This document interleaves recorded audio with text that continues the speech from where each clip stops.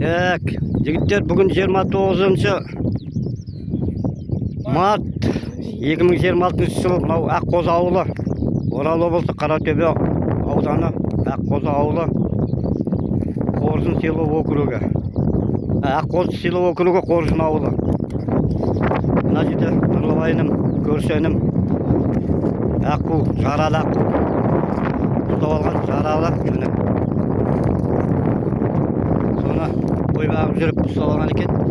Солмайды, жаралы дейді.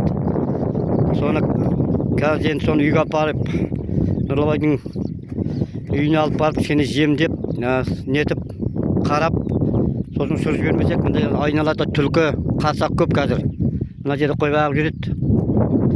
Сол енді қазір соны үйге алып барып, бұйыртса сол бір 10 шақты күн бе қашан ұшып кеткенше кішкене жемдеп, суын беріп, кішкене қарап, не тұмсығы ма?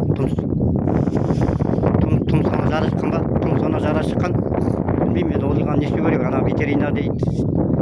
Қаратөбеге звондап, қандай дәрі дәрмек керек екен білеміз ғой енді. Мынау Нұрлыбайым. Соны енді қазір бұйыртса үйге алып кетейін деп тұрмын мен. Ауылға алып барып, кішкене нетіп жүр.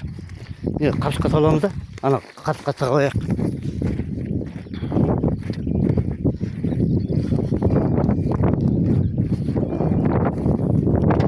Үйге алып барамыз енді.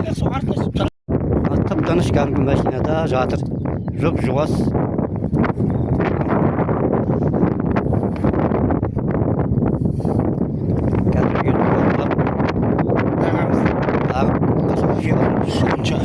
Жібереміз. Тұмсығы білмеймін не болған. Тұмсығында бір не бар. Енді бұлай не жоқ. Ешқандай ішіңе тістемеген. Ешқандай не жоқ. Тек мына ауру тұмсығында енді. Не болғанда тұмсығы неткен мені. Қанаған соққан ба? Бірдемеге ұрған ба білмеймін енді. Бұйыртса енді үйге апарып, жем-суын құйып, емдеп түсіріп жібереміз деген ойдамыз. Жақсы. Мені қораға әкеліп қойдым. Жемін қойдым, суын қойдым.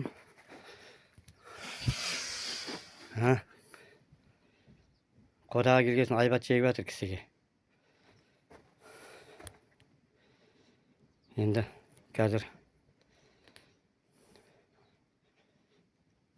жемін су ішсек көреміз онда. Басқа болған не беремін қазір ана. Қазір Қаратөбедегі ветеринарге звондап, не қыламыз? Оралға зоопаркке бірдеме алып кете ме? Оны ойластырамыз енді.